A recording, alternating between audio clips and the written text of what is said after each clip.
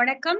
நம்ம இன்னைக்கு பெரியாழ்வார் திருமொழியில 5ஆம் பத்து 4ஆம் திருமொழி, அதுதான் அந்த பெரியாழ்வார் திருமொழியில நிறைவு திருமொழியும் இதுதான். ஒருவேளை இவ்வளவுதான் கிடைச்சதா அல்லது மீதி கிடைக்கலையா? ஏன்னா எல்லாத்துலயும் 10 இருக்கு இல்லையா? மற்றவைகள் எல்லாம் 4ஆம் பத்து வரைக்கும் 10 பத்துகள் இருக்கின்றன ஒன்னொன்னா. அது ஆனா 5ஆம் பத்துல மட்டும் 4 தான் இருக்கு. ஒருவேளை இவ்வளவுதான் கிடைச்சிருக்குமா இருக்கும். கரையான்களால் அழிக்கப்பட்டிருக்கலாம், மனிதர்கள் வேணான்னு காணாம போட்டிருக்கலாம், என்ன வேணாலும் நடந்திருக்கலாம். ஆனால் நிறைவான ஒரு இதோட. ஆனா ஆக்சுவலா இந்த பாடலுடைய அமைப்பு பார்க்கும்போது இது விஷ்ணு சித்தன் அப்படின்னு சொல்றதுல விஷ்ணு என்னுடைய மனதுல நீ இருக்கிறாய், விஷ்ணுவை என்னுடைய மனதுல நீ இருக்கிறாய் அப்படிங்கிற நிலைமை மாறி திருமாலே உன்னுடைய மனதுல நான் இருக்கேன் அப்படிங்கிற மாதிரி நிறைவு பெறுகிறது பாடல்கள்லாம். உன்னுடைய மனசுல நீ எனக்கு இடம் கொடுத்துட்டேன். அதாவது ஒரு பக்தனுக்கு பக்தனுடைய மனதுல இறைவன் இருப்பான், ஆனால் இறைவனுடைய மனதிலுமே இந்த பக்தன் இடம் பிடிச்சிட்டான் அப்படிங்கிற மாதிரி பெரியாழ்வார் இத எழுதியிருப்பாரு. அது ஒரு அளவுக்கு ஒரு சமயத்துல பார்க்கும்போது இது ஒரு நிறைவான ஒரு இதுவாகவே நமக்கு தெரியுது. பெரியாழ்வாரை பத்தி இவர் எழுதின ரொம்ப முக்கியமான புக்கு இந்த புக்கு. நம்ம இத படிச்சோம்னா பெரியாழ்வார் மாப்பை ஸ்ரீனிவாசன் ஐயா அவர்கள் எழுதினது இந்திய இலக்கிய சிற்பிகள் வரிசையில சாகித்ய அகாடமியினுடைய வெளியீடு. நம்ம இப்போ இது வரைக்கும் படிச்ச அத்தனையை பற்றியும் ரொம்ப அழகா வைணவ சம்பிரதாயங்களோட சேர்த்து இந்த வைணவ முறைப்படி அவை எப்படி அவை பொருள் கொள்ளப்படுகின்றன, அப்புறம் பெரியாழ்வாருடைய இடம் என்ன, பெரியாழ்வாருடைய இலக்கிய நயங்கள் என்ன மாதிரி இருக்கு, அப்புறம் சில பின்னாடி இலக்கிய வகைமைகளுக்கு முன்னோடியாக அவர் எப்படி இருந்தார், அப்புறம் நிறைய பேச்சு வழக்கு சொற்களை பெரியாழ்வார் பயன்படுத்தியிருக்கார். நம்மளே நிறைய இடத்துல பார்த்திருக்கோம். நிறைய பாடல்கள்ல சும்மா நம்ம வீட்டுல சாதாரணமா பேசுற மாதிரி இருக்கக்கூடிய ஒரு பெரியவர்களோ அல்லது வயதானவர்கள் திண்ணில உட்காந்து பேசுற போது இருக்கிற மாதிரி வார்த்தைகளோ நிறைய பயன்படுத்தியிருப்பார் பெரியாழ்வார். அது இந்த மண்ணோடு கவிஞனுக்கு இருக்கக்கூடிய அந்த தொடர்பை எப்படி விளக்குது அப்படிங்கறதெல்லாம் ரொம்ப அருமையா மாப்பே ஸ்ரீனிவாசன் ஐயா அவர்கள் எழுதியிருக்காரு. மாப்பே ஸ்ரீனிவாசன் இன்னைக்கு இருக்கக்கூடியதுல முக்கியமான ஒரு வைணவ அறிஞர். கம்பன் விருது கூட இப்ப சமீபத்துல கொடுத்தாங்க தமிழ்நாடு அரசுல இருந்து. அதனால முடிஞ்சா இந்த புத்தகத்தை வாங்கி படிச்சோம்னா நமக்கு பெரியாழ்வார ஓரளவுக்கு, ஏன்னா நம்ம பாடல்கள் நமக்கு தெரியும் இப்போ, அதனால அந்த புத்தகம் நமக்கு இன்னும் சுவாரஸ்யமா இருக்கும் அப்படிங்கிறது ஒரு இது. அதனால அந்த புக்கை வாங்கி படிக்கலாம். சோ இப்ப 4ஆம் திருமொழி பாட்டுக்கு போயிடலாம். சென்னி ஓங்கு தன் திருவேங்கடம் உடையாய் உலகு தன்னை வாழ நின்ற நம்பி தாமோதரா சதிரா என்னையும் என் உடைமையையும் உன் சக்கர பொறி ஒற்றிக்கொண்டு நின்னருளே புரிந்திருந்தேன் இனி என் திருக்குறிப்பே. அதாவது திருவேங்கடமலையை இருப்பிடமாக கொண்டவனே. திரும்ப திரும்ப ஒரு 4-5 இடங்கள் தான் அவர் சொல்றாரு அப்படிங்கிறத நம்ம பார்த்தோம். சென்னி ஓங்கு தன் திருவேங்கட முடையாய், தன்ன குளிர்ச்சியான, சென்னி ஓங்கு சிகரங்கள் உயர்ந்திருக்கக்கூடிய திருவேங்கடமலையை இருப்பிடமாக கொண்டவனே, உலகு தன்னை வாழ நின்ற நம்பி. அழகா இருக்குல்ல இந்த இந்த இந்த பதம் கோர்ப்பு அழகா இருக்கு.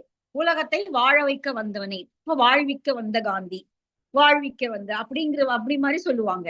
ஆனால் உலகு தன்னை வாழ நின்ற நம்பி, இந்த உலகம் வாழ்வதற்காக நீ இந்த இடத்துல உலகத்தை வாழ்விப்பதற்காக நீ இந்த கலியுகத்துல எழுந்தருளி இருக்கிறாய். ரொம்ப அழகா சொல்றாரு. உலகு தன்னை வாழ நின்ற, உலகு தன்னை இந்த உலகு வாழும்படியாக இந்த கலியுகத்திலே நீ அவதரித்து நிற்கிறாய். நம்பி தாமோதரா நமக்கு தெரியும். சதிரா, சதிர்னா சாதுரியம் உடையவன், சாதுரியங்கள் நிறைந்தவன்.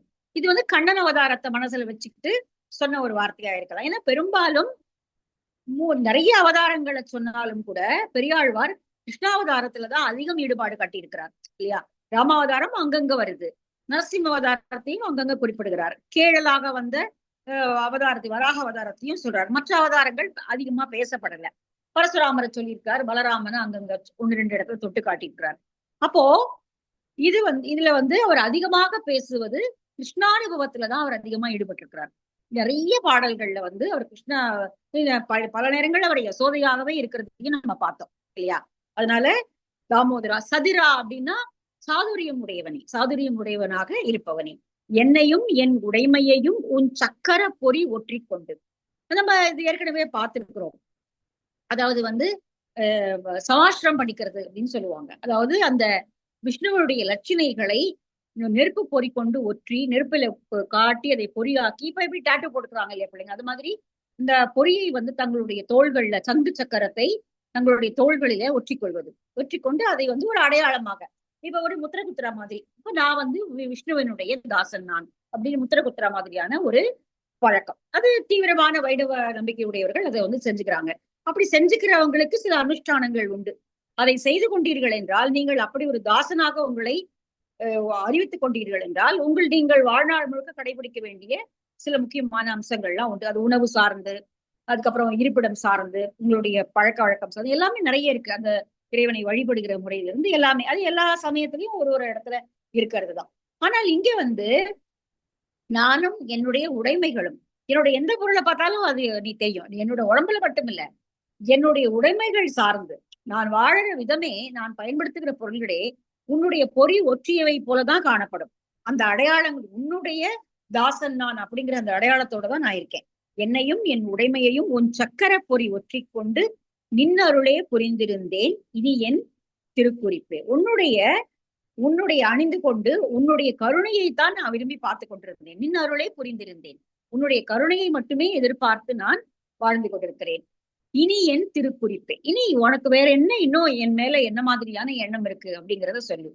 என்ன, அதாவது கிட்டத்தட்ட முழுக்க முழுக்க இறைவனோடு ஐக்கியமாகிவிட்ட ஒரு நிலைமையில தான் பெரியாழ்வார் இந்த பாடல்களை பேசுகிறார். இந்த நிறைவு பகுதியில வர பாடல்கள் எல்லாமே இறைவனோடு இரண்டரை கலந்து விட்டு, அதாவது முக்தி அடையல, இறந்து போகல, அவ்வளவுதான். வாழும் பொழுதே அந்த இரண்டரை கலந்து விட்ட நிலையை தான் அவர் இதுல வந்து சொல்றார். சோ இன்னருளே புரிந்திருந்தேன், உன்னுடைய கருணையை மட்டுமே நம்பி நான் வாழ்ந்து கொண்டிருக்கிறேன். இனி என் திருக்குறி, இன்னும் என்னை வந்து என்ன செய்ய நினைக்கிற, இன்னும் உன்னுடைய திருவருளுடைய எண்ணம் என்ன அப்படின்னு இந்த பாடல கேட்கிறாங்க. புரியுது இல்லையா? ரொம்ப அழகான பாடல். சரி. பறவை ஏறு பரம்பொருடா, நீ என்னை கை கொண்ட பின் பிறவி என்னும் கடலும் வற்றி பெரும் பதம் ஆகின்றதால், இரவு செய்யும் பாவக்காடு தீக்கொழியி வேகின்றதால், அறிவை என்னும் அமுத ஆறு தலை பற்றி வாய்க்கொண்டதே. அழகா சொல்றாரு பாருங்க. பறவை, பிறவி, இரவு, அறிவை. அழகா இருக்கு அந்த இதுவே. பறவை ஏறு பரம்பொருடா, கருடனின் மேல் ஏறி வருகின்ற, கருடனை வாகனமாக கொண்ட பரம்பொருள் நீ. நீ என்னை கை கொண்ட பின், நீ வந்து என்னை உனக்குடையவனாக ஆட்கொண்டு விட்ட பின்னால் பல மாற்றங்கள் நிகழ்ந்தன. அது என்னென்ன மாற்றம் அப்படின்னா, பிறவி என்னும் கடலும் பற்றி பெரும் பதம் ஆகின்றதால், பிறவியை வந்து கடலாக தான் சொல்லுவாங்க இல்லையா? பிறவி பெருங்கடல் நீந்துவர் நீந்தார் இறைவனடி சேராதார். இந்த பிறவியாகி பெரும் கடலை நீங்க நீந்தி போகணும். அப்படி நீந்தி போன, அதாவது பிறவி எப்படிங்கிறது இந்த ஒரு பிறவி மட்டும் கிடையாது. இந்த ஒரு பிறவி மட்டும் இல்லை, இன்னும் எத்தனை பிறவிகள் இருக்கும்னு நமக்கு தெரியாது. இப்ப நீங்க சமணத்துல பாத்தீங்க அப்படின்னா, நீங்க நன்மை தீமை என்ன செய்கிறீர்களோ, எது அதிகமா இருக்கோ அதுக்கு தகுந்த மாதிரி பிறவி இருக்கும். நீங்க நன்மையை செய்தாலும் உங்களுக்கு பிறவிகள் உண்டு, தீமை செய்தாலும் உங்களுக்கு பிறவிகள் உண்டு. ஏன்னா அதை கழிக்கணும் இல்லையா? அதை வந்து பேலன்ஸ் பண்ணணும். அப்போ இப்ப வந்து குழம்புல உப்பு ஜாஸ்தியா இருந்த காரம் போடுறது, காரம் ஜாஸ்தியா போடுற மாதிரி, இங்க நீங்க நன்மையே செய்திருந்தாலும் அதை அனுபவிக்குவதற்கு ஒரு பிறவி வரும். தீமைகளே செய்திருந்தாலும் அதுக்காக தான் அதை வந்து நில் ஆக்கணும். அது ஒண்ணுமே இல்லாம ஜீரோவா கொண்டு வரணும் அப்படிங்கிறதுக்காக தான் சமணர்களுடைய அந்த இதெல்லாமே சொல்லுவாங்க. ஒண்ணுமே இருக்கக்கூடாது, நியூட்ரலா இருக்கணும், மகிழவும் கூடாது, துக்கப்படவும் கூடாது, அந்த மாதிரியான ஒரு நியூட்ரல் இதுல இருக்கணும். அப்போ வந்து நீங்க அந்த பிறவி என்பது எத்தனை காலம் நீண்டு போகும்னு நமக்கு தெரியாது. இந்த பிறவி முடிஞ்சா அடுத்த பிறவி வரலாம். ஆனால் இங்கே திருமாலை கை கொண்டு விட்டோம் என்றால், திருமால் நம்மை பக்தனாக ஏற்றுக்கொண்டு விட்டான் என்றால், அந்த பிறவியாகிய கடல் வற்றி போகுமா? இந்த கடல் வத்தி போறது அப்படிங்கிறது வந்து நம்ம பெரும்பாலும் கேள்விப்பட்டது இல்ல. அது வேணா காதலர்கள் சொல்லுவாங்க, இந்த கடல் கூட வற்றி போகும், நீலவான் கூட மாறி போகும், சூரிய சந்திரன் எல்லாம் மாறி போகும், ஆனால் உன்னை நான் மறக்க மாட்டேன் அப்படின்னா அந்த மாதிரி. ஆனால் பக்தியில வந்து இங்க பிறவியினும் கடலும் வற்றி, இந்த கடலை வற்றி ஒண்ணுமே இல்லாம ஆயிடும். அப்போ அதுல எங்க நீந்துறது? அவ்வளவுதான், அதோட முடிஞ்சு போச்சு. இந்த பிறவியோட எனக்கு மோட்சம் தான். பெரும் பதம் ஆகின்றதால், பெரும் பதம் ஆகிய பதம்னா இடம். இங்க பெரும் பதம், எங்க போய் நான் சேர வேண்டுமோ அந்த இடத்தை நீ எனக்கு கொடுத்து விடுவாய். அதான் வைகுண்ட பதவி. வைகுண்ட பதவியில் எனக்கு இடம் கிடைத்துவிடும். இரவு செய்யும் பாவக்காடு தீக்கொழியி வேகின்றதால், பாவம் ஆகிய காடு இரவு செய்யும் துன்பத்தை செய்யக்கூடிய, ஆத்மாவை நல்ல வழியில போகாது நிறுத்தக்கூடிய பெரிய துன்பமாகிய காடானது அது அப்படியே தீ போல எரிந்து போகும். தீக்கொழியி வேகின்றதால், அது வந்து தீப்பட்டு எரிந்து போனது போல, அதாவது கடல் வற்றி போகும். இடையில தடுத்து நிறுத்தக்கூடிய காடானது தீப்பற்றி எரிந்து ஒன்றும் இல்லாமல் போயிடும். சோ எந்த விதமான ஒரு இடையூறும் இருக்காது, கடலும் இருக்காது, காடும் இருக்காது. அறிவை என்னும் அமுத ஆறு தலைப்பற்றி வாய் கொண்டதே. என்னுள்ள அமுத ஆறு ஓடுகிறது இப்பொழுது. என்னதுன்னா அறிவை. அறிவைன்னா இங்க ஞானம். ஞானமாகிய அமுதம் என்னுள் ஊறி சுரக்க, அது ஆறு போல என்னுடைய உடலில் ஓட நான் உன்னை பற்றி கொண்டேன். அதாவது உன்னை நான் பற்றி கொண்ட பிறகு இவையெல்லாம் எனக்கு நிகழ்ந்தன. எனவே யார் திருமாலை வணங்குகிறார்களோ அவர்களுக்கு இதெல்லாம் கிடைக்கக்கூடிய வாய்ப்பு உண்டு அப்படிங்கிறத இப்படி சொல்றாரு. அழகா இருக்கு இல்லையா? பறவை ஏறு பரம்பொருடா நீ என்னை கை கொண்ட பின் பிறவி என்னும் கடலும் வற்றி பெரும்பதம் ஆகின்றதால் இரவு செய்யும் பாவக்காடு தீக்கொழி வேகின்றதால் அறிவை என்னும் அமுத ஆறு தலைப்பற்றி வாய் கொண்டது. அமுத நதியானது அப்படியே உடல்ல இருந்து உச்சந்தலையிலிருந்து உள்ளங்கால் வரைக்கும் அப்படியே ஓடுது. அது ஞானம். இந்த ஞானம் என்பது இறைவனை அறிகிற, திருமாலை கண்டுகொள்கிற ஞானம் அப்படின்னு சொல்றாரு. சரி, அடுத்த பாடல் இதே மாதிரிதான். அழகான நிறைய வெளி இருக்கு. எம்மனா என் குலதெய்வமே என்னுடைய நாயகனே நின்னுளேனாய் பெற்ற நன்மை இவ்வுலகினில் ஆர் பெறுவார். நம்மன் போல் வீழ்த்து அமுக்கும் நாட்டில் உள்ள பாவம் எல்லாம் சும்மெனாதே கைவிட்டு ஓடி தூறுகள் பாய்ந்தனவே. எவ்வளவு நிறைய பேச்சு சொற்கள் பாருங்க. நம்மன் போல, நம்மன்னா இங்க யமன். சும்மெனாதே அப்படி அப்படி சொன்ன உடனே மூச்சு விடுறதுக்கு முன்னாடி போய் ஒளிஞ்சுச்சு எல்லாம். ஏன் அப்படின்னா உன்னை நான் பற்றி கொண்டதுனால. எம்மனா எங்களுக்கு எம்மனான தலைவனி, எங்களுடைய தலைவனி. எம் குலதெய்வமே எங்களுடைய குலதெய்வம் போன்றவனி. குலதெய்வமே நீதான். என்னுடைய நாயகனே. இதெல்லாம் நமக்கே புரியுது. நின்னுளேனாய் பெற்ற நன்மை. நின் உள்ளேனாய், உனக்குள்ள நான் இப்ப இருக்கேன். முதல்ல எனக்குள்ள நீ இருக்கேன்னு சொல்றாரு. உனக்குள்ள இப்ப நான் இருக்கேன். நின்னுளேனாய் பெற்ற நன்மை இவ்வுலகினில் ஆர் பெறுவார். இதை விட நன்மை இந்த உலகத்துல வேற யாருக்காவது கிடைக்குமா? உன்னுடைய அபிமானத்தில் சேர்வது, உன்னுடைய தாசர் குலத்தில் சேர்வது, உன்னுடைய அடிமைகளோடு ஒருவராக இருப்பது, அல்லது உன்னுடைய அணுக்கனாக இருப்பது அப்படிங்கிற இந்த பெருமை என்பது வேற யாருக்காவது கிடைக்குமா? அந்த நன்மையை தவிர வேற ஏதாவது இந்த உலகத்துல உண்டா? நின்னுளேனாய் பெற்ற நன்மை இவ்வுலகினில் ஆர் பெறுவார். வேற யாருக்காவது கிடைக்கக்கூடியதா இந்த பேரு? இல்லை. நம்மன் போல் வீழ்த்து அமுக்கும். நம்மன்னா யமன். யமனை போல வீழ்த்தி அமுக்குகின்ற பாவங்கள் எல்லாம் அப்படியா ஒரே போட்டு புடிச்சு அமுக்கி ஒரே அமுக்கிறது, அவ்வளவுதான். அதோட ஒண்ணு வீழ்ந்து தப்பிச்செல்லாம் ஓட முடியாது. பாவங்கள் அப்படி அமுக்குகின்றன. அப்படி செய்யும் பொழுது சும்மெனாதே கைவிட்டு ஓடி தூறுகள். ஆனால் நான் உன்னுடைய அடியவன் என்று தெரிந்த பிறகு அவையெல்லாம் அப்படியே ஒரு ஒரு செகண்ட்ல அப்படி காணாம ஓடி போயிடுச்சு. அவ்வளவுதான். ஒரு வைணவன் கிட்ட அல்லது ஒரு திருமாலனுடைய அடிமைக்கு முன்னாடி இந்த பாவங்களோ அந்த பாவங்களுக்கு பற்றுக்கூடாக இழுத்து போகிற நமனோ ஒன்றும் செய்ய முடியாது. அவர்கள் எல்லாம் ஓடி விடுவார்கள். ஏற்கனவே பல பாடல்கள்ல அவர் சொல்லியிருக்காரு. நம்மளுடைய கிங்கரர்கள் செய்யும் பொழுது என்னை ஊறு செய்யும் பொழுது நீ என்ன செய்யணும் அப்படிங்கறதெல்லாம் முன்னாடி பாடல்கள்ல நம்ம பார்த்திருக்கோம். அதனால எல்லாருடைய பாவங்களும் மூச்சு விட முடியாமல் சும்மெனாதே கைவிட்டு ஓடி தூறுகள் பாய்ந்தவனே. தூறுனா இங்க புதர் அப்படிங்கிறார். புதர்கள்ல போய் ஓடி போய் பயந்து ஒளிஞ்சிருச்சு எல்லாமே. இனிமே என்கிட்ட வரவே வராது, எதுவுமே வரத்துக்கான வாய்ப்பே இல்லை. ஏனென்றால் நான் உன்னை சேர்ந்தவன் என்பதை அவைகள் அறிந்து கொண்டு விட்டன. அதனால அவை இனிமே என்ன வராது. எனக்கு அந்த பயமே இனிமே எவனை பற்றிய பயமோ பாவங்கள் என்னை அழுத்துமோ என்கிற பயமோ எனக்கு கிடையாது. நான் எப்பொழுது உன்னுடையவனாக சேர்ந்து விட்டோனோ இவையெல்லாம் எனக்கு கிடைத்து விட்டன அப்படிங்கிறார். சரி, அடுத்த பாடல். கடல் கடைந்து அமுதம் கொண்டு கலசத்தை நிறைத்தார் போல உடல் உருகி வாய் திறந்து மடுத்து உன்னை நிறைத்து கொண்டேன். கொடுமை செய்யும் குற்றமும் என் கோலாடி குறுகப் பெறா தடவரை தோள் சக்கரபாணி சாருங்கவில் சேவகனி. தடவரை தோள் சக்கரபாணி. சக்கரபாணி சக்கரத்தை ஆயுதமாக உடையவன். பாணினால ஆயுதமாக கொண்டவன். தடவரை தோள் சக்கரபாணி. நீண்ட தோள்களை, தெளித்த தோள்களை உடைய சக்கர ஆழியாகிய சுதர்சனத்தை தன்னுடைய கைகளிலே ஆயுதமாக கொண்டவனே. சாருங்கவில், சாருங்கம் என்னும் வில் வளைக்கும் இல்லையா, நம்ம ஏற்கனவே பார்த்தோம். சாருங்க வில்லை கையில் வைத்திருப்பவனே. கடலை கடையும் பொழுது அமுதம் வருகிறது.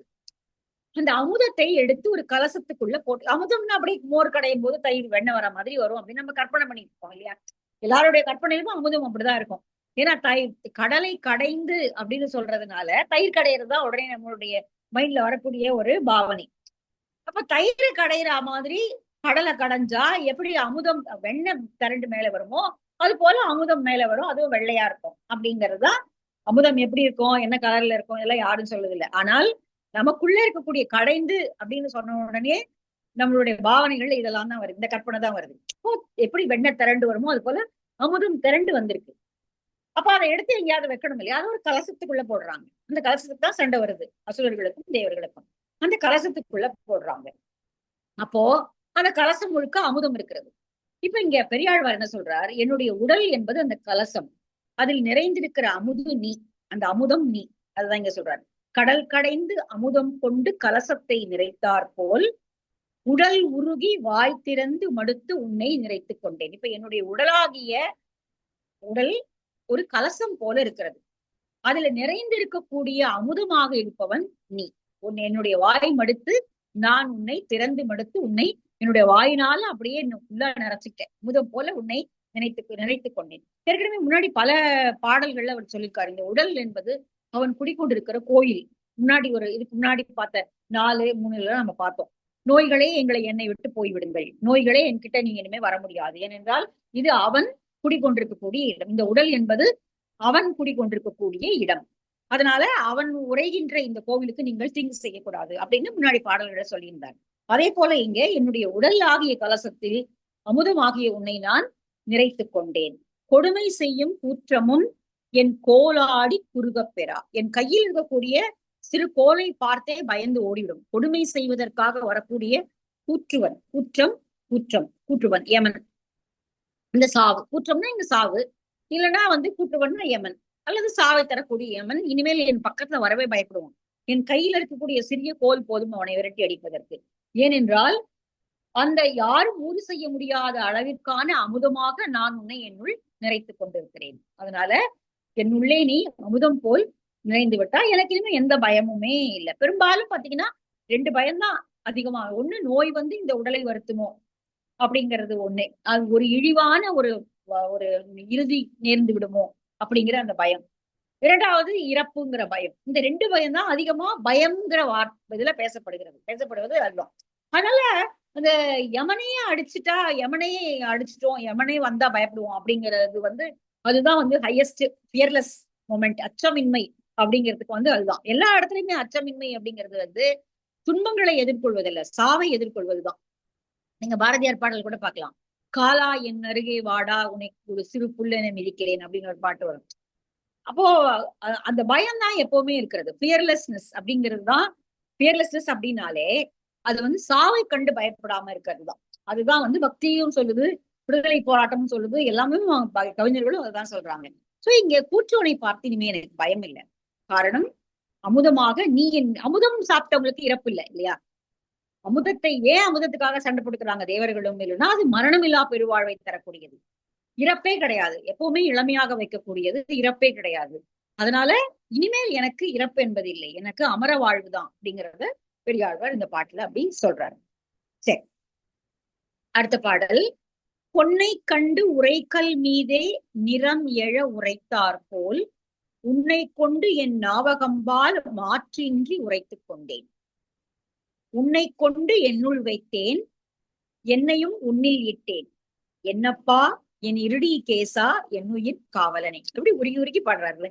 என்னப்பா என் இருடி கேசா என்னுயிர் காவலனே. பொன்னை கொண்டு, இப்போ தங்கத்தை உரசி பார்த்தாதான் தெரியும் அது தங்கமா இல்லையான்னு. அப்போ அது உரைக்கல்ல வச்சு தங்கத்தை நல்லா தேய்ச்சி பார்ப்பாங்க. அது வெறும்னு அப்படி தேய்ச்சா போறாது, சும்மா அப்படி தேய்ச்சாலாம் சரியா வராது, நல்லா அழுத்தி தேய்க்கணும். தங்கம் கொஞ்சம் குறையும் தான், ஆனா பரவாயில்ல. அப்போ அந்த உரைக்கல்லையும் அந்த தங்கத்தினுடைய துகள்கள் படிந்திருக்கும். அது பார்ப்பதற்கு அந்த தங்கத்தினுடைய நிறம் ஏற்று இருக்கும் அந்த உரைக்கல்லுமே. அப்போ நான் இங்க உரைக்கல், நீ தங்கம்.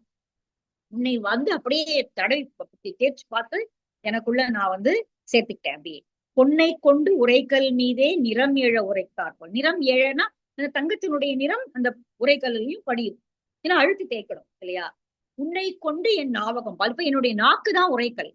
இந்த உரைக்கல்ல உன்னுடைய பேரை போட்டு தேய்ச்சி தேய்ச்சி தேய்ச்சி அப்படியே மாற்றின்றி, அதுக்கு மாற்றாக இப்ப அந்த உரைக்கல்ல வேற எதையும் போட்டு தேய்க்க முடியாது, பொண்ணை மட்டும் தான் தேய்க்க முடியும். வேற எதையும் அந்த உரைக்கல்லுக்கு பயன்படுத்த மாட்டாங்க. இப்போ அந்த பொற்கொள்ளர்கள் தங்கத்தை உரசி பார்க்க பயன்படுத்துற கல்லுல ஒரே கல்லுல வேற எதுக்கும் வேற எதையும் பொறுத்து வைக்க மாட்டாங்க இல்லையா, வெள்ளியையோ வேற எதையோ பொறுத்து வைக்க மாட்டாங்க. அப்ப இங்க இங்க திருமாலை உரசி பார்த்து பொன்னென தன்னுள் நிறைத்து கொண்டவர் வேற எதையும் நாடி போக போறதில்லை இனிமே. உன்னை கொண்டு என் ஞாபகம் பால் மாற்றின்றி உரைத்துக் கொண்டேன்.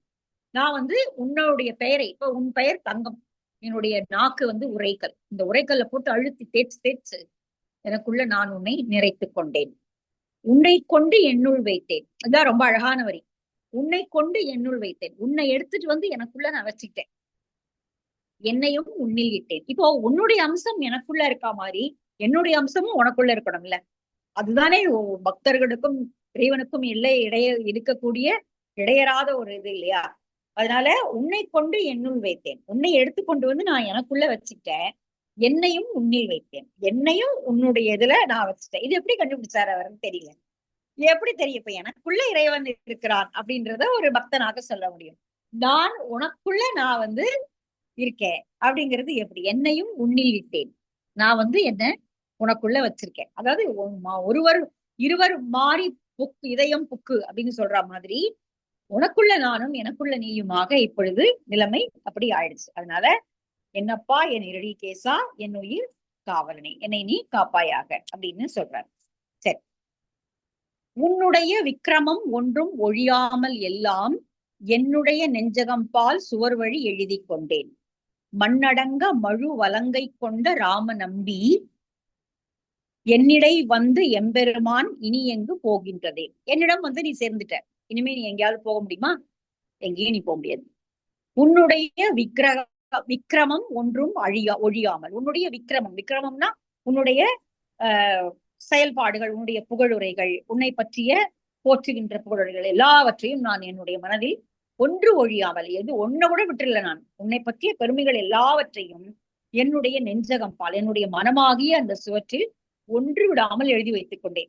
சுவர் வழி எழுதி கொண்டேன். என்னுடைய நெஞ்சமாகிய சுவற்றில திறந்து பார்த்தா உன்னுடைய புகழ்தான் இருக்கும்.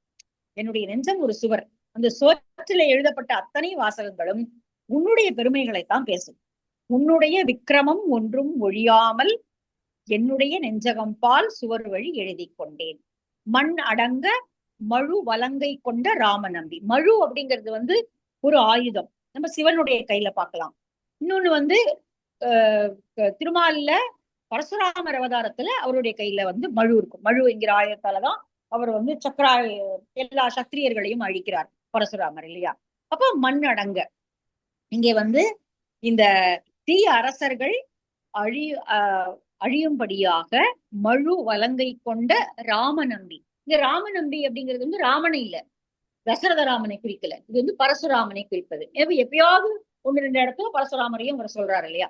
மண்ணடங்க மழு வலங்கை, தன்னுடைய வலக்கையிலே மழு என்கிற ஆயுதத்தை ஏந்தியவனாக அவதரித்த ராமநம்பியே பரசுராமனே, என்னிடை வந்து எம்பெருமான், என்னிடம் வந்துட்டேன், இனிமே எங்கிட்ட வந்து சேர்ந்தாச்சு, இனி எங்கு போகின்றது, இனிமே இனி எங்கேயாவது போக முடியுமா, எங்கு போக முடியும், ரெண்டு விதமா எடுத்துக்கலாம்.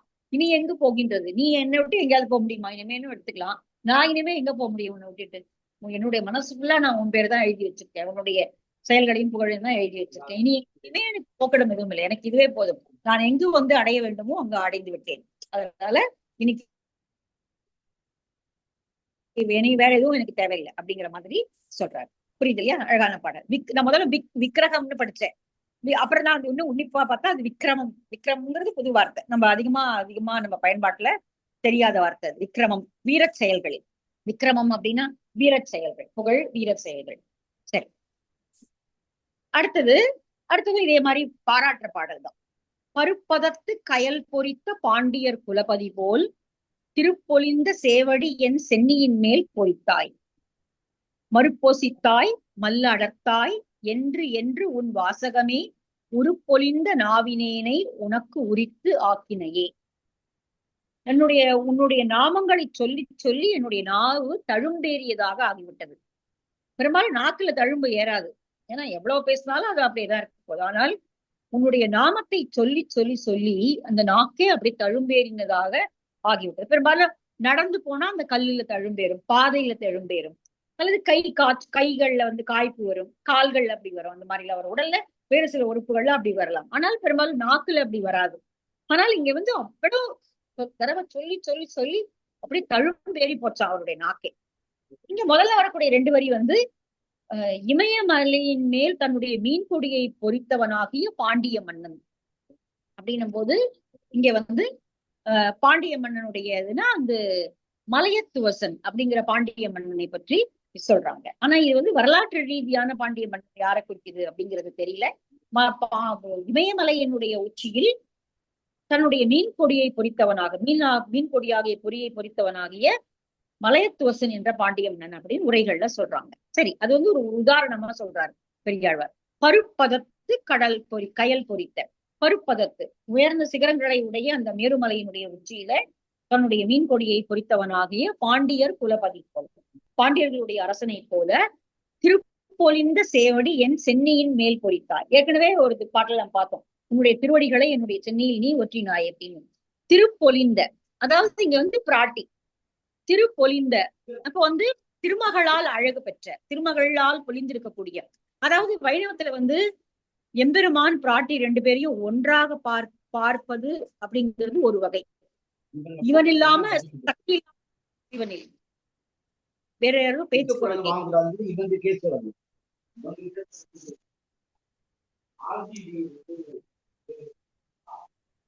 யாரு வீட்லயோ பேச்சு குரல் கேக்குது. ஓகே. இங்க வந்து திருமகளையும் திருமாலையும் ஒன்றாக பார்க்கிறது அப்படிங்கிறது ஒரு வழக்கம். திருமாலை மட்டும் பாக்குறது அப்படிங்கிற ஒரு வழக்கம், 2 சம்பிரதாயமும் இருக்கு வைணவத்துல. அதாவது இப்போ நம்ம இப்ப திருநாமம் இட்டுக் கொள்ளும் பொழுது, திருமண் இட்டுக் கொள்ளும் போது வெறும் நடுவுல வரக்கூடிய சிவப்பு கோடு வந்து ஸ்ரீசரணம் வந்து திருமகளை குறிப்பதாகவும், அந்த 2 பக்கமும் வரக்கூடிய வெண்மையான அந்த கோடுகள் வந்து திருமாலை குறிப்பதாகவும் சொல்லுவாங்க. அப்போ பிராட்டியையும் எம்பெருமானையும் ஒன்றாக சேர்த்து பாக்குறது அப்படிங்கிற ஒரு வழக்கம், ஒரு சம்பிரதாயம் உண்டு. இல்லை திருமாலை மட்டும் தனியாக அவன்தான் வந்து பரம்பொருள் அப்படின்னு பாக்குற வழக்கமும் 2 வழக்கமும் உண்டு. ஆனால் பெரியாழ்வார் இங்க பிராட்டியையும் சேர்த்துதான் பாக்குறார். திருவானைன்னு சொன்னார் முன்னாடி ஒரு இடத்துல இல்லையா, திருமகளாகி அவள் மேல் நான் ஆணையிட்டு சொல்றேன் நீ போகக்கூடாது அப்படின்னு ஒரு பாட்டுல வந்தது. அப்போ 2 பேரையும் சேர்த்துதான் அவர் வந்து பாக்குறாரு, அந்த சம்பிரதாயத்துலதான் அவர் வந்து பாக்குறாரு. திருப்பொலிந்த சேவடி, இங்க திருப்பொலிந்த அப்படிங்கிறதுக்கு செல்வம் நிறைந்த அழகு பொருந்திய என்ன வேணாலும் சொல்லலாம். அப்படின்னா கூட திருமகள் இணைந்திருக்கக்கூடியதுனால இருக்கக்கூடிய அந்த செவ்வடியை என் சென்னியின் மேல், அந்த சடாரி ஒட்டுவாங்க இல்லையா, அந்த சடாரிக்குள்ள இருக்கிறது வந்து பாதம் தான். நீங்க இப்ப கோவில்கள்ல தீர்த்தம் வாங்கி சடாரி வாங்கும் போது இந்த சடாரிக்குள்ள வந்து 2 பாதங்கள் தான் இருக்கும். அதுதான் வந்து இந்த பாதங்களை தலைமேல் ஒற்றி நம்மை அடிமை கொள்ளுதல், தாசனாக ஏற்றுக்கொள்ளுதல், அல்லது அவனுடைய பாதார விந்தங்களில் நம்மளுடைய தலையை சமர்ப்பித்தல் அப்படிங்கிறதுக்கான அடையாளம் தான் அது. சென்னியின் மேல் பொறித்தாய். அப்போ இறைவனுடைய அந்த பாதங்களே அவருடைய சென்னியில தலையில ஒரு ஒற்று போல பொறிக்கப்பட்டு விட்டது அப்படிங்கிறாரு. அவருடைய தலை கால் பாதங்கள், எம்பெருமானுடைய பாதங்கள் அவருடைய தலையின் மேல் ஒரு பொறி போல ஒற்றி விட்டன. மறுப்போசித்தாய், இது வந்து கிருஷ்ணன் அவதாரத்துல வர்றது. அந்த கோலை பீடத்தினுடைய யானையினுடைய தந்தங்களை உடைத்தாய், மலர்களை அடர்த்தாய் என்று என்று உன் வாசகமே. இப்படி எல்லாம் உன்னுடைய புகழை, உனக்கு ஏராளமான புகழ் இருக்கிறது, எவ்வளவோ புகழ் இருக்கிறது. அது எல்லாவற்றையும் நான் என்னுடைய நாக்கிலே எழுதி வைத்து உனக்கு உரித்து ஆக்கினே, உனக்கு உரியவனாக நீ என்னை ஆக்கி கொண்டாய். அதுதான், அதாவது திரும்ப திரும்ப பக்தி பாடல்கள் சொல்றது இதுதான். அந்த இறைவனாக நம்மை நாடி வரவில்லை என்றால் நமக்கு அந்த அருள் கிட்டவே கிட்டாது. நம்மளா நினைச்சு இந்த தெய்வத்தை வணங்கலாமா அந்த தெய்வத்தை வணங்கலாமான்லாம் செய்ய முடியாது. அந்த தெய்வமே நம்மை வந்து ஆட்கொள்ள வேண்டும். அப்பதான் அந்த தெய்வத்தினுடைய அடியவர்களாக நாம் ஆக முடியும். அப்படிதான் எல்லா பக்தர்களுடைய கதைகளும் சொல்றது. தடுத்து ஆட்கொண்டது அப்படிங்கிறதுனாலே அந்த இறைவனே மனது வச்சு வந்து ஆட்கொண்டாதான் உண்டு. அதனால நீதான் என்னை வந்து உன்னுடையவனாக ஆக்கி கொண்டாய் அப்படின்னு சொல்றாரு. சரி, அடுத்தது அனந்தன் பாலும் கருடன்